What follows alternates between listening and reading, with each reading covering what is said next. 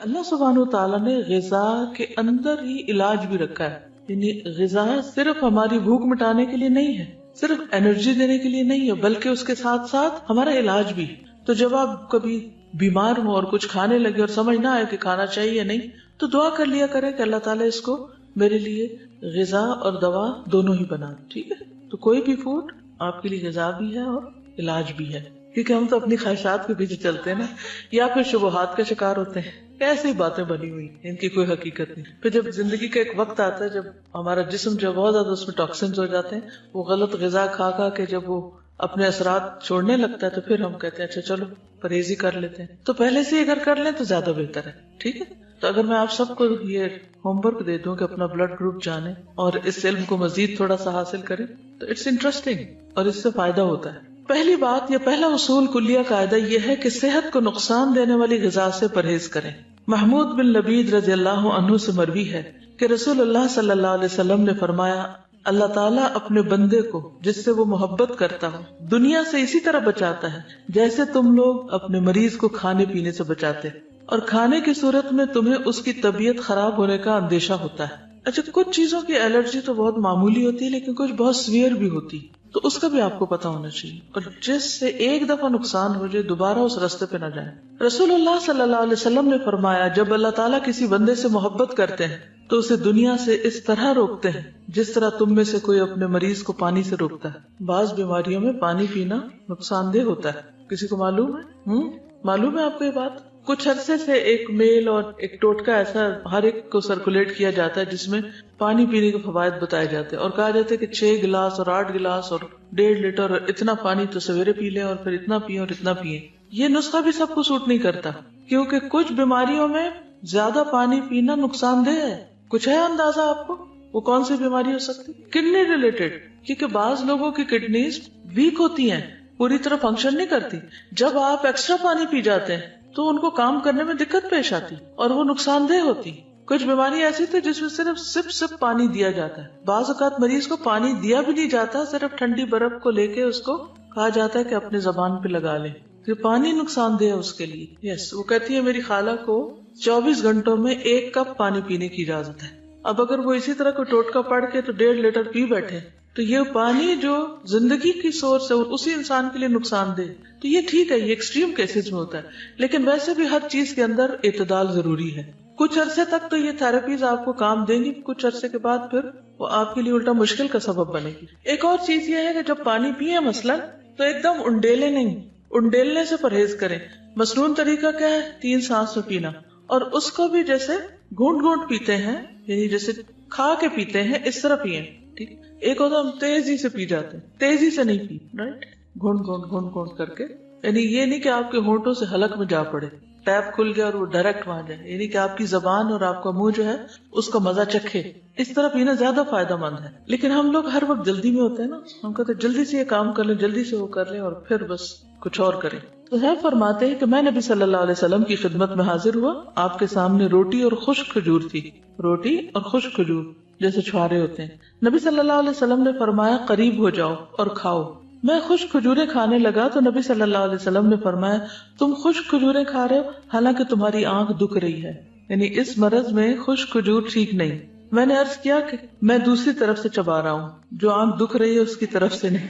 اس جواب پر رسول اللہ صلی اللہ علیہ وسلم مسکرا دیے. کھانے کے لیے ہم سب کوئی نہ کوئی ریزن تلاش کر لیتے ہیں. ٹھیک ہے، اس سے کیا پتا چلتا ہے؟ پرہیز کی بات سمجھ آتی ہے. بیماری میں خاص طور پر پرہیز، جو چیز نقصان دہ ہو وہ نہ استعمال کی جائے. نبی صلی اللہ علیہ وسلم کے پاس تو جو بھی علم تھا وہ وحی کے ذریعے تھا.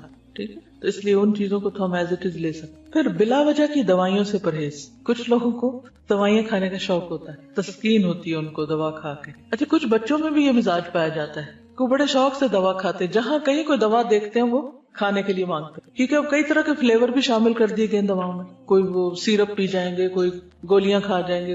تو اکثر یہ مسئلے رہتے ہیں چھوٹے بچوں کے ساتھ. کچھ بچے ان کو بہت مشکل ہوتی ہے دوا پلانے میں، وہ نہیں پیتے. ان کے بھی مزاج فرق ہوتے ہیں. تو چھوٹی چھوٹی تکلیف میں فوراً دوا نہیں لینی چاہیے. پہلی چیز یہ ہے کہ غذا سے علاج کریں، پرہیز سے کام لیں، اور اگر نہیں علاج ہو رہا، نہیں تکلیف ٹھیک ہو رہی تو دوا لیں، اور وہ بھی ضرورت کی لیں، اور کثرت سے پرہیز کریں. جی، اکبر. کیونکہ میں نے ایک ڈاکٹر سے پوچھا، انہوں نے مجھے کوئی دوا ریکمینڈ کی تو میں نے کہا اس کے کوئی سائیڈ افیکٹس نہیں. وہ کہنے لگے ٹو بی ویری آنےسٹ ہر دوا کے سائیڈ افیکٹس، یعنی کوئی اگر یہ کہے بھی نا کہ اس کے کوئی سائیڈ افیکٹس نہیں تو یہ ماننے کی بات نہیں، ہر دوا کے، کیونکہ دوا ہے نا. اور خصوصاً ہماری دوائیاں جو بنتی ہیں سب اسٹینڈرڈ بھی ہوتی ہیں، اور اس کے علاوہ جو کیمیکلز اس میں ہوتے ہیں اور جو پروسیسڈ ہوتی ہیں بہت زیادہ.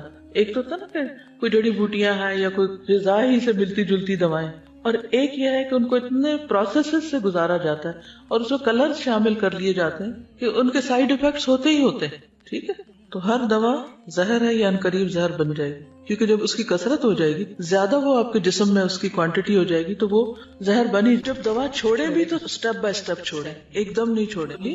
حضرت عائشہ بیان کرتی ہیں کہ بعض اوقات رسول اللہ صلی اللہ علیہ وسلم کو کوکھ میں درد ہوتا اور بہت شدید ہو جاتا.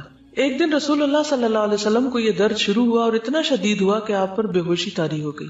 ہمیں اندیشہ ستانے لگا، لوگ بھی خوف زدہ ہو گئے، اور ہمارے خیال کے مطابق آپ کو ذات الجم کی شکایت تھی، نمونیا جس کو بولتے ہیں. چنانچہ ہم نے رسول اللہ صلی اللہ علیہ وسلم کے منہ میں دوا ٹپکا دی جس سے آپ کی وہ کیفیت ختم ہوئی.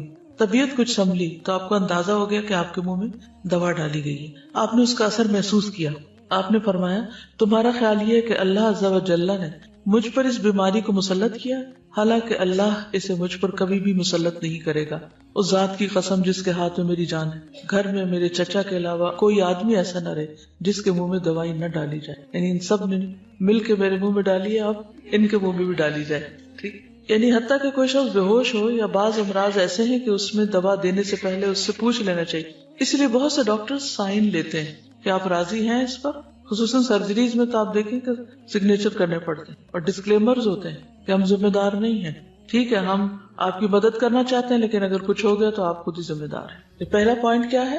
پرہیز علاج سے بہتر ہے. دوسرا، بلا ضرورت دوا سے اجتناب کی. ایک اور چیز یاد رکھیے، جب کسی بھی دوا کے کھانے سے کوئی ری ایکشن فیل ہو رہا آپ کو، آپ کے جسم کے اندر کوئی چیز ایسی محسوس ہو رہی یا اسکن پہ یا کسی بھی طرح، تو فوری طور پر پھر مزید کنسلٹ کر لینا چاہیے.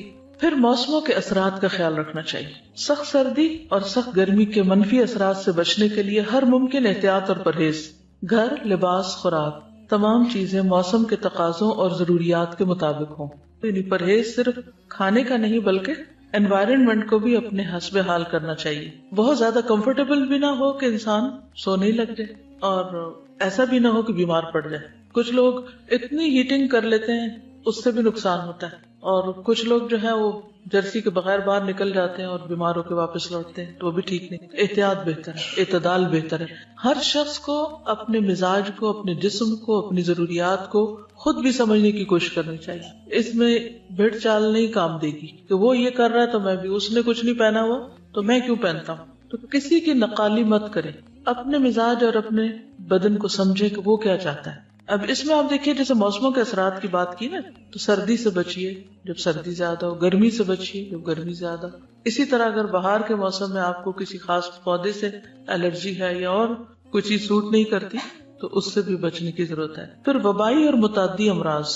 متعدی کس کو کہتے ہیں؟ کنٹیجیس، جو دوسرے کو لگ جائے. جیسے فعل لازم اور فعل متعدی ہوتا ہے. متعدی کون سا ہوتا ہے؟ جو مفعول طلب کرتا ہے. تو اسی طرح متعدی بیماری وہ ہوتی ہے کہ جو ایک سے آگے دوسرے کو جا پہنچتی. امراض پھیلنے کے موسموں، خصوصاً برسات اور گرمی میں خصوصی حفاظتی تدابیر کرنا، مثلا پانی کے ذخائر صاف رکھنا، رہائشی علاقوں کے آس پاس مچھروں، مکھیوں اور دیگر کیڑے مکوڑوں کی امکانی افزائش کی روک تھام کے لیے ادویات وغیرہ چھڑکنے کا انتظام کرنا، اور اپنے تمام گرد و پیش کو حفظان صحت کے اصولوں کے مطابق ڈھالنا. گلے سڑے یا پہلے سے کاٹ کر رکھے ہوئے پھل یا سبزیاں کھانے سے پرہیز کرنا. یہ ساری چیزیں اس میں آ جاتی ہیں. یہاں پر حفاظتی ٹیکوں کی بات کی گئی ہے جس کے میں پرسنلی سخت خلاف ہوں. اس لیے میں کسی کو بھی یہ مشورہ نہیں دیتی کہ وہ بچوں کو یا بڑوں کو حفاظتی ٹیکے لگوائیں. کئی لوگ فلو شاٹس لیتے رہتے ہیں، اور بعض لوگ بچوں کو جو حفاظتی ٹیکے لگواتے ہیں اور وہ سمجھتے ہیں کہ اس میں شفا ہے. اگر آپ اس پر تھوڑی سی ریسرچ کریں تو آپ کو پتہ چل جائے گا کہ یہ بذات خود بچوں کے اندر کتنی ڈسیبلٹیز پیدا کرتے ہیں.